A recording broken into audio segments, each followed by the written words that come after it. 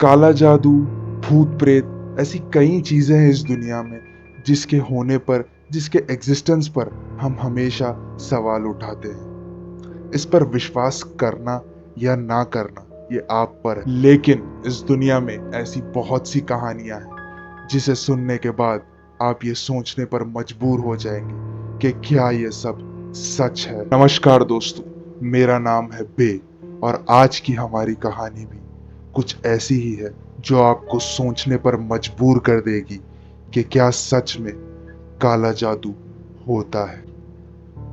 तो चलिए शुरू करते हैं।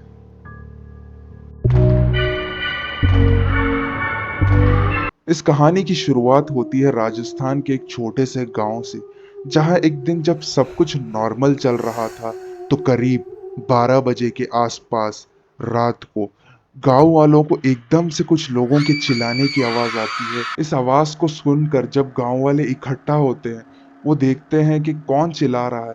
तब उन्हें दिखता है कि पास वाला घर जिसमें रवि मिश्रा रहता था, उसकी पूरी फैमिली बाहर आकर चिल्ला रही थी। वो सब जोर जोर से रो रहे थे और उनके चेहरे पर डर दिख रहा था। दोस्तों, ये जो कहानी है, ये कहानी हमें उसी गांव के लोगों ने बताई थी। रवि मिश्रा इसी गांव में अपनी पत्नी और 2 बेटियों के साथ रहता था। सारे लोग इकट्ठा होने के बाद वह रवि के पास जाते हैं। वो पूछते हैं क्या हुआ, क्यों इतना शोर मचा रहे हो? तो रवि घबराते हुए कहता है, वो अपने घर की तरफ इशारा करता है और घबराते हुए कहता है कि मेरी पत्नी, मेरी पत्नी। इसी दौरान एक गांव वाले की नजर उसकी बेटी पर पड़ती है जो बुरी तरह से घायल होती है। उसके हाथ पे किसी ने चाकू से वार किया होता है और बहुत खून बह रहा होता है। सारे गांव वाले रवि को लेकर उसके घर के अंदर जाते हैं। घर के अंदर जाते ही वो देखते हैं कि हॉल का सारा सामान बिखरा पड़ा है और रवि की पत्नी रेखा जमीन पर पड़ी हुई है। गांव वालों को गौर से देखने पर दिखता है कि रेखा के पैर पीछे की तरफ मुड़े हुए हैं। ज्यादा सवाल ना करते हुए गांव वाले रेखा और उसकी बेटी को जल्द से जल्द पास वाले शहर के अस्पताल भेज देते हैं। इन सब के बाद रवि को फिर पूछा जाता है कि ये क्या चल रहा है तुम्हारे घर में, ये सब क्या हो रहा है। तो जब रवि इन सब के पीछे की कहानी बताता है तो गांव वाले ये सब सुनकर बस हैरान रह जाते हैं। तो रवि बताता है कि इस सब की शुरुआत आज से लगभग 1 साल पहले हुई थी। जब एक दिन रात को सब सो रहे थे, अचानक से रवि की पत्नी रेखा उस पे चाकू से वार कर देती है, जिसकी वजह से रवि के हाथ में एक निशान पड़ जाता है। वो उस दिन जैसे तैसे रेखा को पकड़ लेता है। वो उसे पकड़कर बस ये पूछता है कि रेखा, ये तुम क्या कर रही हो, ये तुम क्या कर रही हो। रेखा एकदम से चाकू फेंक देती है और वो बस रोना शुरू कर देती है। रवि उससे पूछता है तुम ऐसा क्यों कर रही हो? तो रेखा कहती है मुझे पता नहीं क्या हुआ, मुझे कुछ याद नहीं। रवि फिर रेखा को सुलाता है और अगले दिन सुबह जब उसे पूछता है कि तुमने रात को क्या किया, तो रेखा को कुछ याद नहीं रहता। रवि ये चीज किसी को ना बताते हुए रेखा को अगले दिन पास वाले शहर के अस्पताल ले जाता है। अस्पताल से आने के बाद जब कुछ महीने बीतते हैं, रवि को लगता है कि सब कुछ ठीक हो गया। लेकिन फिर एक दिन आधी रात को रेखा एकदम से उठ जाती है और वो अपने किचन में जाती है। वो अपने फ्रिज का दरवाजा खोलती है, वो फ्रिज से सारा सामान निकाल कर बाहर रख देती है और खुद फ्रिज में बैठ जाती है। रवि जब सुबह उठता है तो वो देखता है कि सारा सामान फ्रिज से बाहर पड़ा हुआ है।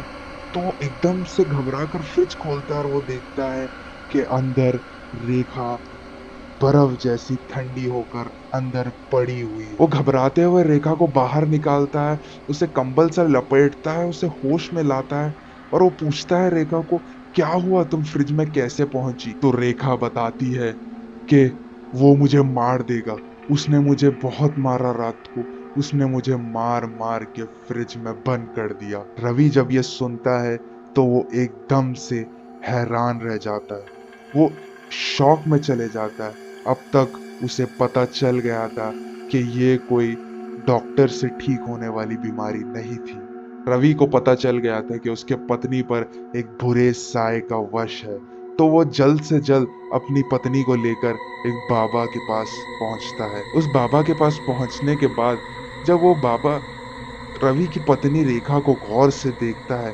वो रेखा से अलग-अलग काम करवाता है। वो रेखा ये सब आसानी से कर देती है। इस सब के बाद बाबा को लगता नहीं कि रेखा के अंदर कुछ था, तो वो रवि से कहता है कि इसके अंदर कुछ नहीं है, ये बिल्कुल पवित्र है, इसे तुम अपने घर ले जाओ।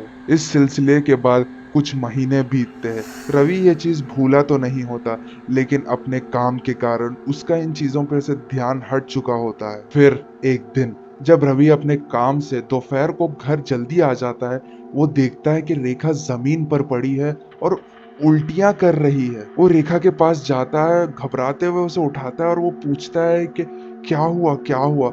रेखा बस रोते हुए किचन की तरफ इशारा करती है।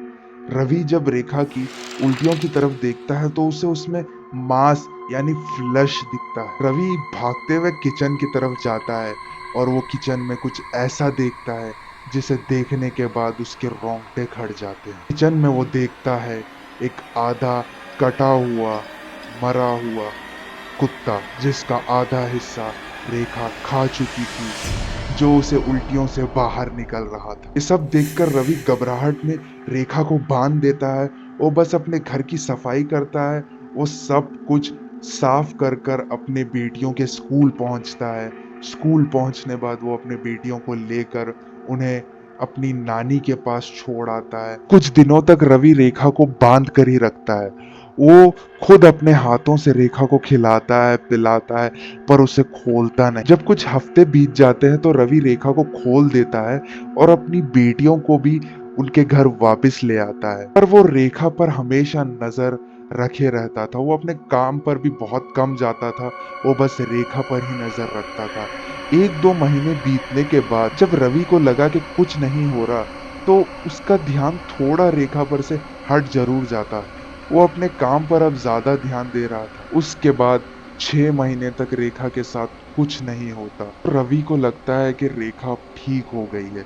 लेकिन दोस्तों, रवि की ये खुशी बस आज तक थी। आज के दिन रेखा एकदम से, जब सारा परिवार सोने की तैयारी कर रहा होता है, वो उठती है और किचन में जाती है और कुछ देर बस किचन में खड़े रहने के बाद वो खुद अपने पैर मोड़ लेती है।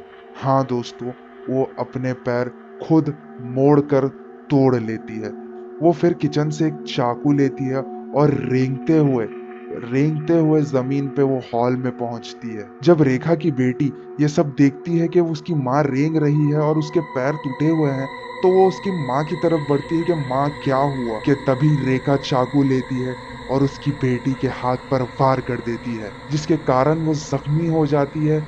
और ये सब देखकर रवि डर सा जाता है और वो अपनी बेटियों को लेकर बस घर से बाहर निकलता है। इसके बाद रवि चिल्लाते हुए घर से बाहर निकलता है। तभी गांव वाले उसके और उसकी बेटियों की चिल्लाने की आवाज सुनते हैं। ये सब सुनकर गांव वाले एकदम आश्चर्यचकित रह जाते हैं। गांव वालों को कुछ समझ में नहीं आता कि लगभग 1 साल से ये सब हमारे आसपास चल रहा था और हमें कुछ नहीं पता। रेखा के वापस आने के बाद गांव के बड़ों ने यह फैसला लिया कि रेखा को तमिलनाडु के एक मंदिर भेजा जाएगा, जहां उसके ऊपर का बुरा साया निकाला जाएगा। जब रेखा को उस मंदिर भेजा जाता है और लगभग 6 महीने तक जब रेखा का इलाज होता है, तो उस मंदिर के कई पुजारी ये कहते हैं कि रेखा का इलाज करना लगभग नामुमकिन है। उसके ऊपर बहुत खतरनाक काला जादू हुआ है। उस मंदिर के लोग बताते हैं कि रेखा के ऊपर 12 प्रकार का काला जादू हुआ था, जिसे निकालने पर रेखा एकदम कमजोर पड़ जाएगी और उसकी Please like and जान भी subscribe जा Horror and सकती है। Channel. मैं आपको ये बता दूं दोस्तों, रेखा आज भी उसी मंदिर के कैद खाने में है और आज भी उसका इलाज चल रहा है। रेखा के जाने के कुछ ही महीने बाद रवि ने दूसरी शादी कर ली, बिना अपने पत्नी का इंतजार किए। इस कहानी के सवाल तो बहुत है, लेकिन सबसे बड़ा सवाल यही है कि क्या काला जादू सच में होता है? धन्यवाद दोस्तों। अगर आपको ये वीडियो पसंद आई तो जरूर लाइक करें और ऐसी ही और हॉरर कहानियां सुनने के लिए सब्सक्राइब करें बेवॉच को। मिलता हूँ आपसे अगली बार, अगली कहानी के साथ।